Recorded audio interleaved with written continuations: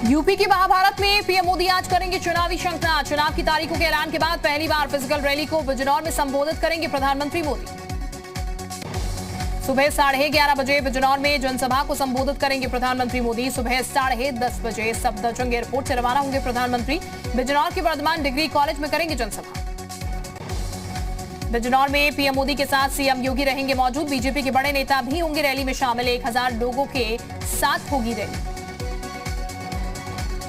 देवभूमि के दंगल में आज पीएम मोदी करेंगे चुनावी सभा। जनचौपाल के जरिए उत्तराखंड की जनता से करेंगे संवाद। यूपी के सीएम योगी आदित्यनाथ का आज मैराथन दौरा। बिजनौर, मुजफ्फरनगर और मेरठ में करेंगे जनसभा को संबोधित। यूपी की महाभारत में सीएम योगी आज बिजनौर से करेंगे दौरे की शुरुआत। दोपहर करीब 1 बजे बिजनौर से मुजफ्फरनगर पहुंचेंगे सीएम योगी। मुजफ्फरनगर से मेरठ के लिए रवाना होंगे सीएम योगी। दोपहर 3 बजे मेरठ पहुंचेंगे सीएम योगी। दक्षिणी विधानसभा सीट पर करेंगे चुनाव प्रचार। बीजेपी के राष्ट्रीय अध्यक्ष जेपी नड्डा का उत्तराखंड दौरा। आज देहरादून, बागेश्वर और पिथौरागढ़ में जेपी नड्डा करेंगे जनसभा। यूपी की चुनावी महाभारत में आज फिर एक साथ मैदान में दम झोंकेंगे अखिलेश यादव और जयंत चौधरी। मेरठ में अखिलेश जयंत की जनसभा। योगी सरकार में मंत्री नंदगोपाल गुप्तानंदी आज करेंगे नामांकन। प्रयागराज के शहर दक्षिणी विधानसभा से बीजेपी ने दिया है टिकट। यूपी चुनाव के लिए बीजेपी ने जारी की नई लिस्ट। 45 उम्मीदवारों की सूची जारी। जयशंकर सिंह को बलिया से दिया टिकट।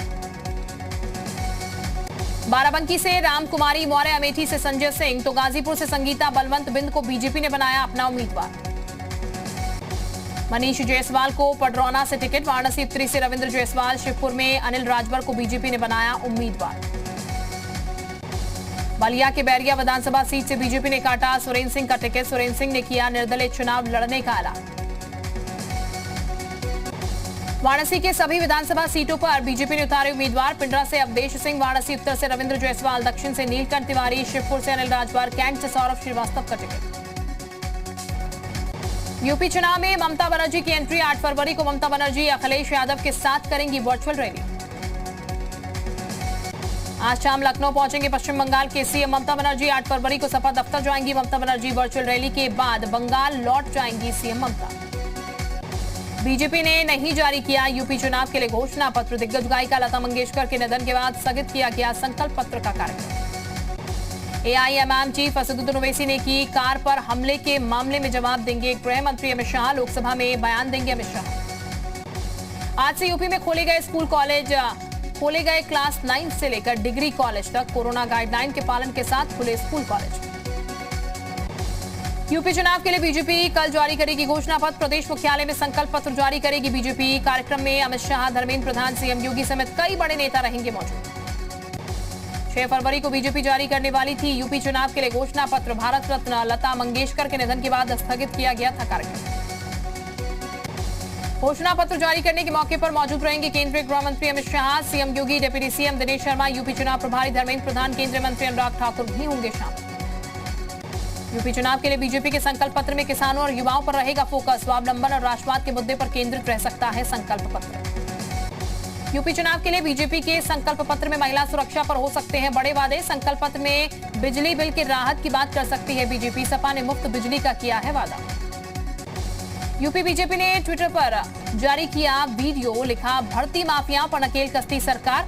चल निकल पतली गली से, नहीं तो योगी आ जाएगा। अलीगढ़ की खैर विधानसभा सीट से बीएसपी उम्मीदवार के पति को हाई कोर्ट से झटका। कोर्ट ने जिला बदर की कार्रवाई पर रोक लगाने से इनकार किया। गुंडा एक्ट के तहत जिला प्रशासन ने किया है जिला बदर। उत्तराखंड बीजेपी ने किया ट्वीट। लिखा, मेरा वोट उसको जो सेना के मान और सम्मान के लिए खड़ा है। किया है, करती है, करेगी सिर्फ भाजपा। उत्तराखंड की पुकार, मोदी धामी सरकार। उत्तराखंड विधानसभा चुनाव के लिए 8 फरवरी को बीजेपी जारी कर सकती है घोषणा पत्र। आज जारी होना था बीजेपी का घोषणा पत्र। भारत रत्न लता मंगेशकर के निधन के बाद स्थगित किया गया था कार्यक्रम। गन्ना किसानों पर सीएम योगी ने किया ट्वीट। लिखा, पिछले 1.5 दशक से मुजफ्फरनगर का किसान गन्ना मूल्य के भुगतान की बाट जोता निराश हताश। बीजेपी सरकार ने 14,535 करोड़ का किया भुगतान। मेरठ के दौरे से पहले सीएम योगी का ट्वीट। लिखा, प्रथम स्वाधीनता समर की क्रांति भूमि बाबा औगरनाथ जी की पावन कृपा भूमि मेरठ में जनता से सदैव संवाद ही असीम ऊर्जादायक। मेरठ को लेकर सीएम योगी ने किया ट्वीट। लिखा, स्वाधीनता संग्राम का दीप प्रज्वलित करने के गौरवशाली इतिहास वाले मेरठ पर 5 साल पहले तक सोतीगंज के काले कारोबार की खालिक थी। बिजली के मुद्दे पर सीएम योगी ने दिया आंकड़ा, ट्विटर पर लिखा, भाजपा सरकार ने विगत 5 सालों में प्रदेश में 1.2 करोड़ घरों को मुफ्त कनेक्शन देकर रोशन किया। यूपी चुनाव के लिए बीजेपी के उम्मीदवारों को सीएम योगी ने दी बधाई, ट्विटर पर लिखा, मुझे पूर्ण विश्वास है कि जनता जनार्दन का आशीर्वाद है और समर्थन आप सभी की विजय अवश्य सुनिश्चित करेगा। बिजनौर दौरे को लेकर सीएम योगी ने किया ट्वीट, लिखा, आदरणीय प्रधानमंत्री जी ने बिजनौर के युवाओं की चिकित्सा शिक्षा के लिए महात्मा विदुर मेडिकल कॉलेज के रूप में बड़ी सौगात दी। किसानों की कर्ज माफी पर सीएम योगी का ट्वीट, 2017 में हमारा संकल्प था, जन आशीर्वाद मिला तो किसानों का ऋण माफ करेंगे। सरकार बनते ही 36,000 करोड़ से 86 लाख किसानों को कर्ज से मुक्ति दिलाई। दारुल उलूम देवबंद पर बड़ी कार्रवाई, देवबंद को वेबसाइट बंद करने का आदेश। सहारनपुर के डीएम ने दिया आदेश, बच्चों पर गैर कानूनी फतवा जारी करने का आरोप। फिल्म अभिनेता अक्षय कुमार ने की उत्तराखंड के सीएम पुष्कर सिंह धामी से मुलाकात, सीएम ने अक्षय कुमार को पहनाई ब्रह्म कमल टोपी। सीएम पुष्कर सिंह धामी से मुलाकात के बाद अक्षय कुमार ने उत्तराखंड को बताया फिल्म शूटिंग के लिए बेहतरीन जगह। अक्षय कुमार ने धामी को दी चुनाव के लिए शुभकामनाएं। आरएलडी चीफ जयंत चौधरी का मेरठ दौरा आज, मेरठ, कैंट और सिवा खास विधानसभा में जनसभा को संबोधित करेंगे जयंत। यूपी में एमएलसी चुनाव की तारीख बढ़ी, अब 15 मार्च से होंगे नामांकन, 9 अप्रैल को मतदान, 12 अप्रैल को होगी काउंटिंग। सीएम योगी आगरा दौरे के दौरान अचानक पहुंचे मदर लैब्स स्कूल, बच्चों को दुलार करते नजर आए मुख्यमंत्री। डिप्टी सीएम केशव मौर्य का विपक्ष पर हमला, कहा, ऐतिहासिक हार की संभावना से बौखलाई एसपी, बीएसपी और कांग्रेस, यूपी को सुशासन, सुरक्षा और विकास पसंद है। सपा के सिंबल पर सिराथू से ही चुनाव लड़ेगी अपना दल, कमेरावादी की पल्लवी पटेल मंगलवार को करेंगी नामांकन, पहले सिराथू से केशव प्रसाद के खिलाफ चुनाव लड़ने से किया था इनकार। यूपी के मुख्यमंत्री योगी आदित्यनाथ ने अंडर-19 क्रिकेट टीम को विश्व कप जीतने पर दी बधाई, ट्विटर पर लिखा, अपनी अंडर-19 क्रिकेट टीम एक बार फिर से सब पर 20 रही, बधाई, जय हिंद। बीजेपी सांसद मनोज तिवारी ने गाजियाबाद के मुरादनगर में किया चुनाव प्रचार, बीजेपी प्रत्याशी अजीत पाल त्यागी के समर्थन में घर घर मांगे वोट। कांग्रेस छोड़ने के बाद पहली बार कुशीनगर पहुंचे आरपीएन सिंह, बीजेपी कार्यकर्ताओं ने किया जबरदस्त स्वागत। कुशीनगर पहुंचे आरपीएन सिंह ने स्वामी प्रसाद मौर्य पर किया पलटवार, कहा, पडरौना हमारा घर है, बाहर से आकर राजनीति करने वाले मौर्य जी को भगवान सद्बुद्धि दे। अलीगढ़ में मुस्लिम महिलाओं ने किया हवन, योगी आदित्यनाथ को फिर से मुख्यमंत्री बनने के लिए की पूजा अर्चना। आगरा में अखिलेश यादव ने चुनावी जनसभा को किया संबोधित, कहा, बीजेपी की विदाई तय, यूपी में एसपी आरएलडी की गठबंधन वाली सरकार बनने जा रही है। अखिलेश यादव ने कहा, 2 लड़कों की जोड़ी बदलाव की जोड़ी है, सरकार आने पर हम गर्वी नहीं, युवाओं के लिए नौकरी निकालेंगे। समाजवादी पार्टी के प्रदेश अध्यक्ष नरेश उत्तम पटेल ने मुख्य चुनाव आयुक्त को लिखा पत्र, लखनऊ के जिला पंचायती राज अधिकारी पर लगाया बीजेपी का समर्थन करने का। आरएलडी प्रमुख जयंत चौधरी का बड़ा बयान, सरकार बनने पर बदलेंगे जेवर एयरपोर्ट का नाम, गुर्जर समाज मिहिर भोज के नाम पर होगा एयरपोर्ट, प्रतिमा भी लगाई जाएगी। मेरठ के किटौर से एसपी गठबंधन प्रत्याशी शाहिद मंजूर का बीजेपी सरकार पर हमला, कहा, 56 इंच के सीने को किसानों ने 5.5 इंच किया।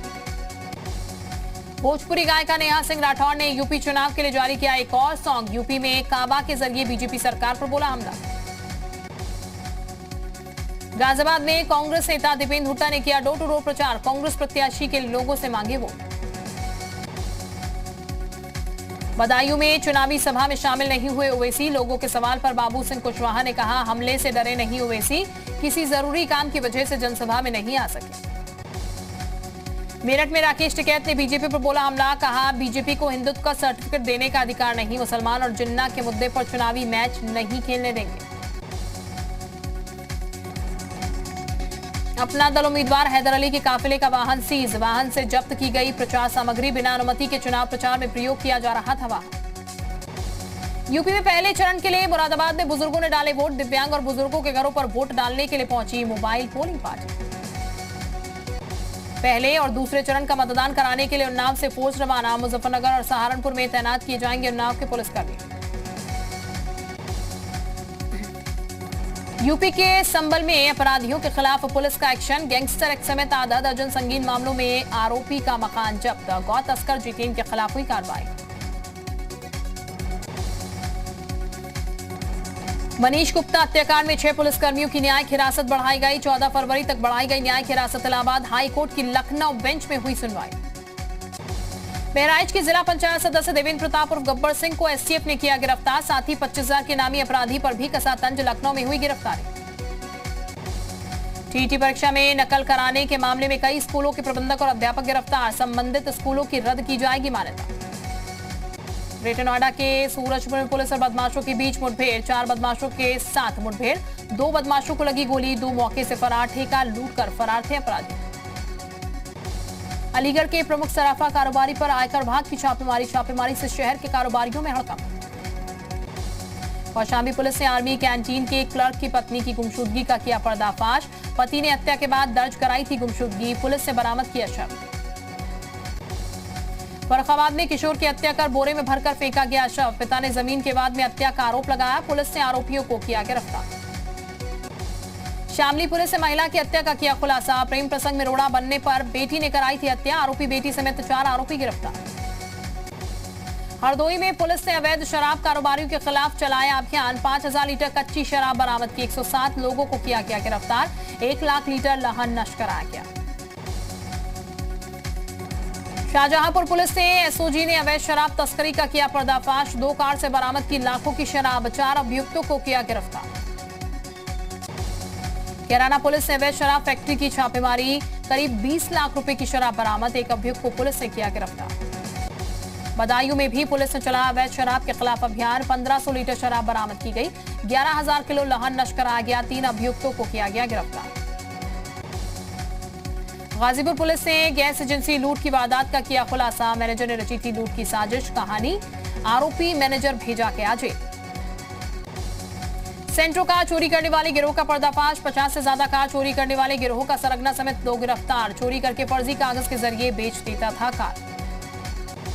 कासगंज में रेलवे प्रशासन की बड़ी लापरवाही उजागर। टूटी हुई पटरी से लगातार गुजरती रही ट्रेनें। बड़ा हादसा होने से टला। लोगों की सूचना के बाद रेलवे टीम मौके पर पहुंची। कानपुर में एसटीएफ ने ट्रक से बरामद किए 1878 कछुए। 2 आरोपियों को भी धर दबोचा। प्रतिबंधित कछुओं को इटावा से कोलकाता ले जाया जा रहा था। सुल्तानपुर में पूर्वांचल एक्सप्रेसवे पर तेज रफ्तार का कहर। डिवाइडर से टकराने के बाद आग का गोला बनी कार। गाड़ी सवार 3 लोग जिंदा जले। रक्षा मंत्रालय ने कई पदों पर जारी की थी वैकेंसी। आधिकारिक वेबसाइट पर 26 फरवरी तक कर सकते हैं आवेदन। 18 से 25 की उम्र के व्यक्ति कर सकते हैं आवेदन। स्टेट बैंक ऑफ इंडिया में 48 पदों पर वैकेंसी जारी। एसबीआई की वेबसाइट पर 25 फरवरी तक कर सकते हैं आवेदन। आज से दिल्ली में 9वीं से 12वीं क्लास के स्कूल खुलेंगे। अगले हफ्ते से बाकी क्लास के लिए स्कूल खोले जाएंगे। देश में 1,47 लाख से ज्यादा लोगों को लगी कोरोना वैक्सीन की बूस्टर डोज। 10 जनवरी से जारी बूस्टर डोज अभियान।